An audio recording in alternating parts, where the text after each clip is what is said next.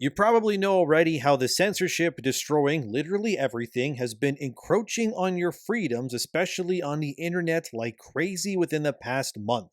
Age verification is about to come to YouTube soon. Maybe by the time you see this video in the future, it's already here. Every problem that I've had with the way this entire situation has unfolded has just been getting worse. Deplatforming, activists gaining power. It's like a supercharged Gamergate situation all over again. There seems to be no hope to fix any of this. Well, that hope may have just happened. Although, I do feel as though I should have to put a small asterisk on this because it doesn't mean that everyone is saved. However, in terms of the American people, they just got a massive big win. As seen here from the White House's official website guaranteeing fair banking for all Americans. It's official, everybody. President Trump has made it effectively illegal for payment processors to target or deplatform anyone based on their political or even their religious beliefs. Let's read some of what this official order says, which is financial institutions have engaged in unacceptable practices to restrict law-abiding individuals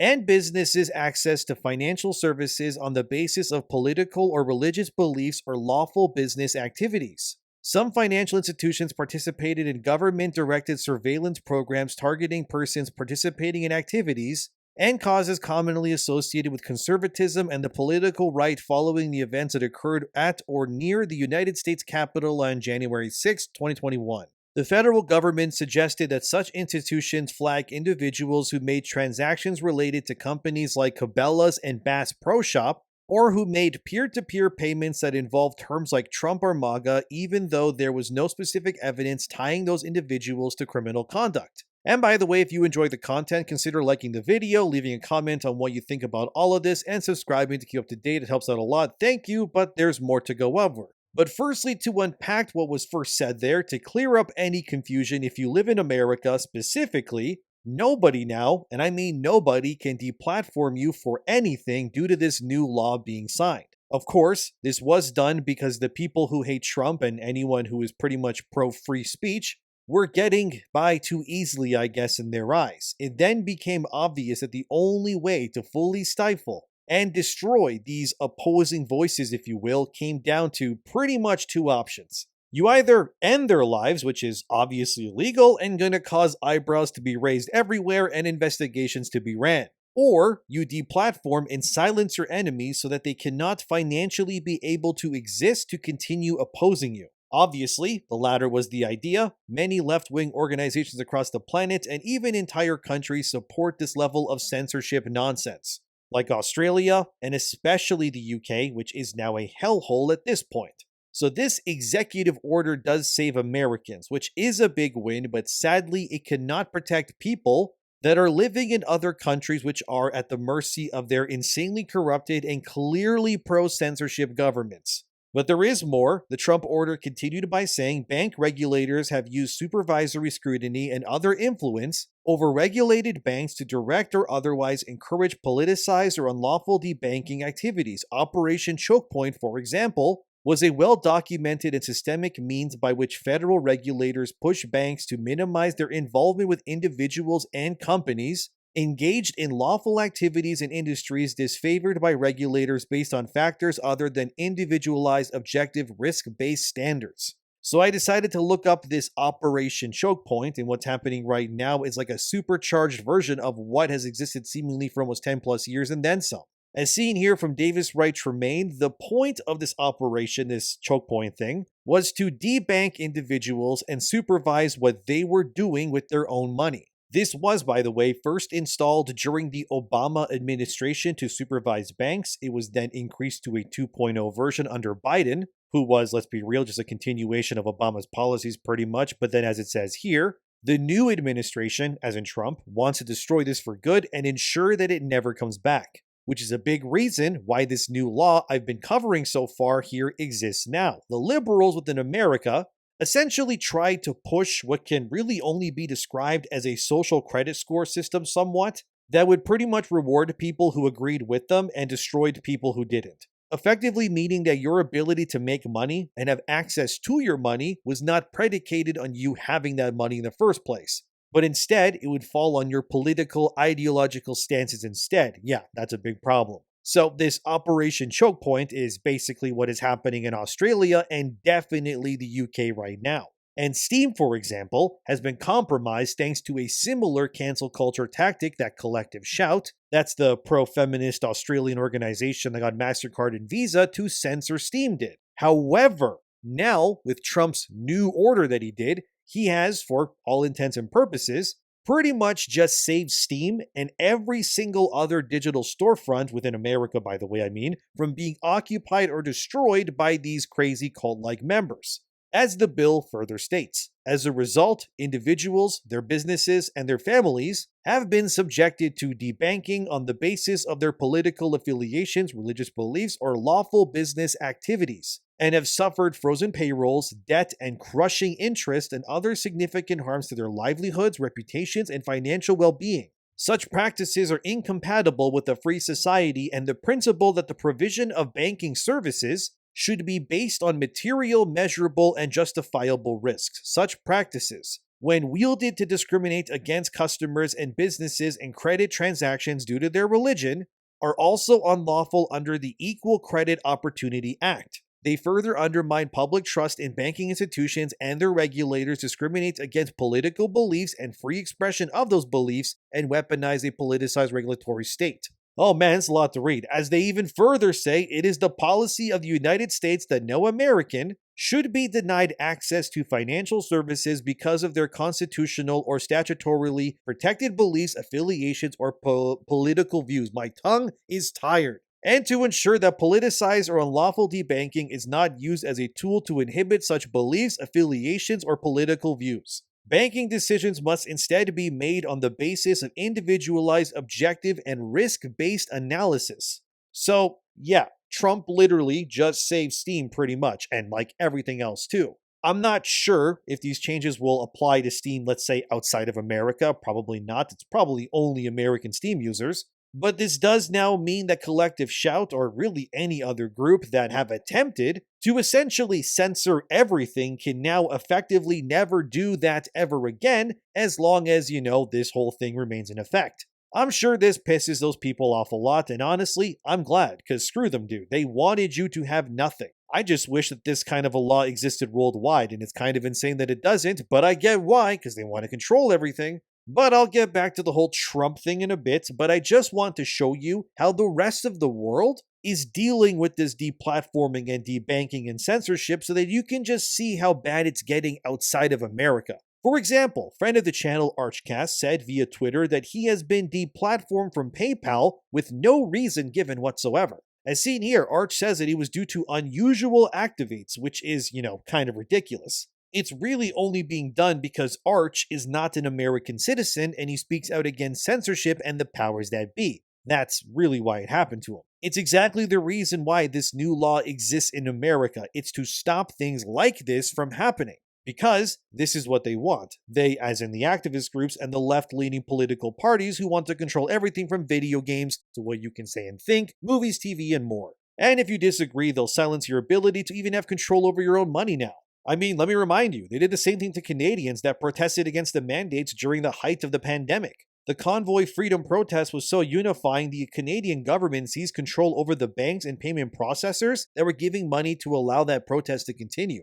Yeah, it was a gross violation of civil liberties, and it confounds me that to this day that after years of subjugation by the Liberal government, Canadians still voted in another Liberal Prime Minister that has the same policies and belief systems as the previous guy that ruined everything in the same way. Good job, Canadians. Believe me, it sickens me, and I'm embarrassed considering the fact that I'm born and I live in Canada myself. Every day I question why I even live here still, and how long it'll be before some would-be activist attempts to silence me next too. But the point of all of this is that freedom of expression and speech is really important, especially to me. But only if you're an individual, I guess, it matters to these people, which unfortunately the majority of Canada proves that they are not like that. Instead, Canadians seem to be a hive mind, and now Canada is paying the price again, mind you. It's so dumb. But anyway, I have no idea how these activist groups will react to Trump's new law that protects Steam and others from being controlled or canceled. Who knows? Maybe they'll rally to destroy it completely, but I don't really see how they could. Because free speech is 100% under attack. There used to be a change.org petition to also push back against Visa and Mastercard being able to cancel you. I said it had because it doesn't exist anymore. As seen here, the petition is now under review, which is just legal talk, meaning that it'll never exist again. And now, any new form of petition that mirrors this one will too be destroyed or silenced into nothingness. Freedoms are under attack, people. They absolutely are. I mean, the European Union has even begun to push laws, as seen here, to be able to read and document every one of their citizens' online messages, regardless of platform, against their will. So every conversation you have online can be documented over there, searched and ridiculed to ensure that you don't have the wrong thing. How the hell did Europe become like this? I mean, the entire place seems to be turning into the UK at an alarming rate. Then you have another YouTuber, Rev Says Desu, who's also a friend of the channel, recently posted some receipts involving Collective Shout. That's the Australian group that originally silenced Steam, as Rev says here. A United Nations official has openly defended Collective Shout in their crusade against fictional content, while seemingly ignoring the group's open support of the film Cuties that exploited hundreds of real girls. First, we have Coralie Allison. Don't, harass anybody, by the way, but anyway, Rev Says Desu uses this person as an example, who works at Collective Shout, is seen here as the movement operations manager, as evidence of the bias, as Coralie Allison replies to none other than her own boss, Melinda Tancred Rice, about the movie Cuties, which, if you don't know, it's a movie about kids dancing with little clothes on as parents cheer. Yeah, but anyway, Coralie would say to her boss saying Cuties is totally fine and shouldn't be censored. Good points. Let's wait and see. Hopefully all the discussion the film has created so far has helped to put this issue further into the mainstream. Interesting that they say it that way. But anyway, then you also have Reem Al-Salem, or Al-Salem. Anyway, who cares? They work at the UN, who has come in defense of Collective Shout as well. And here's what she said.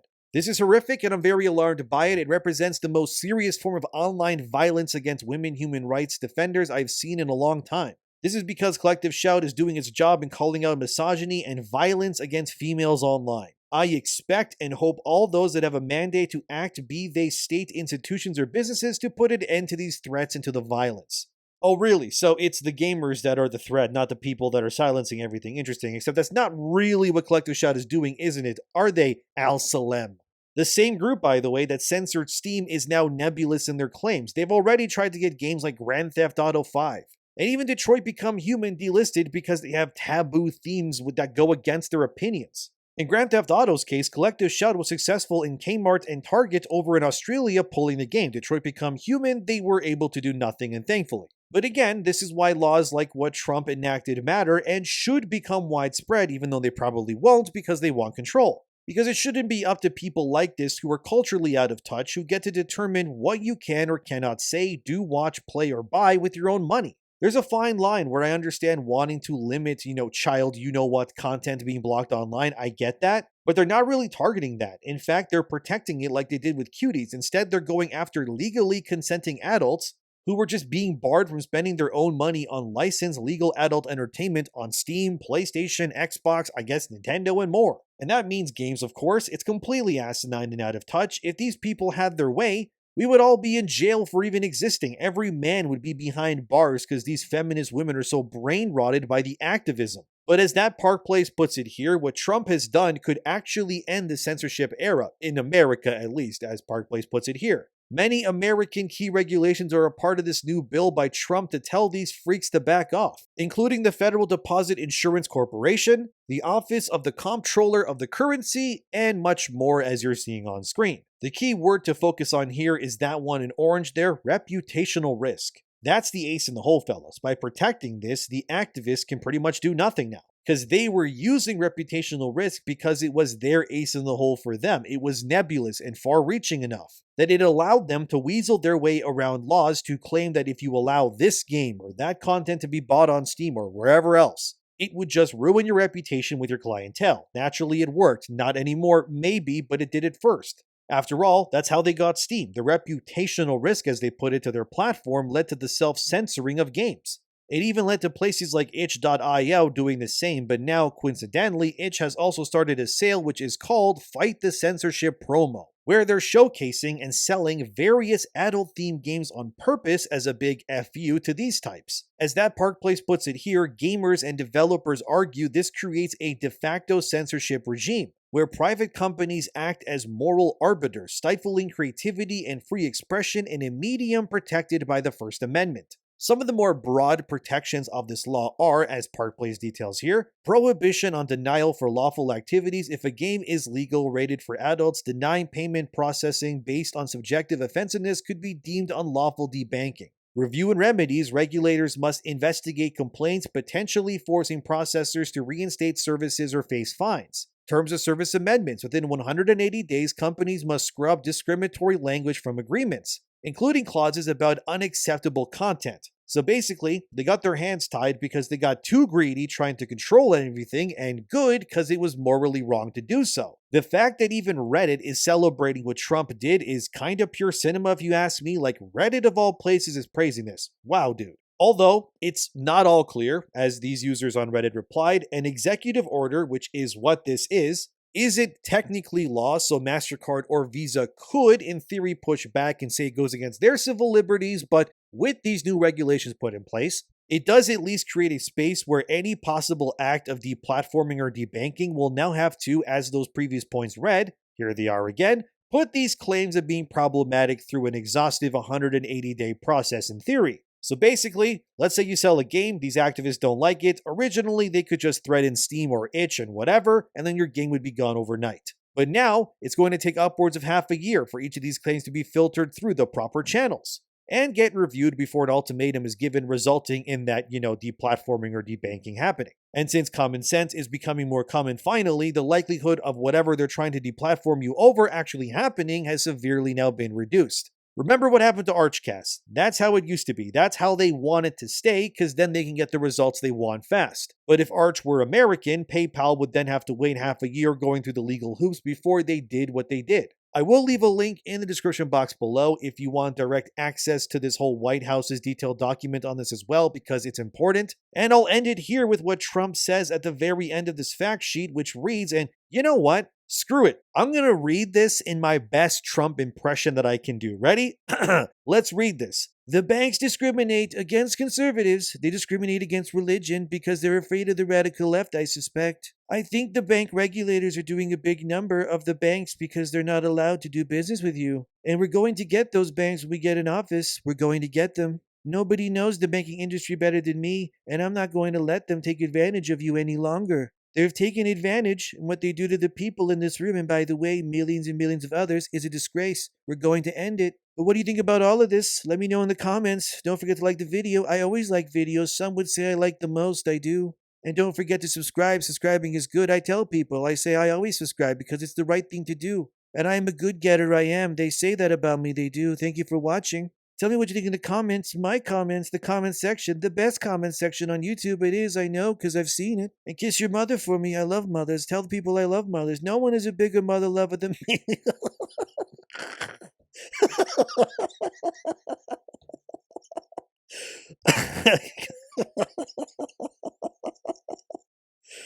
I wouldn't know because I can't even finish it.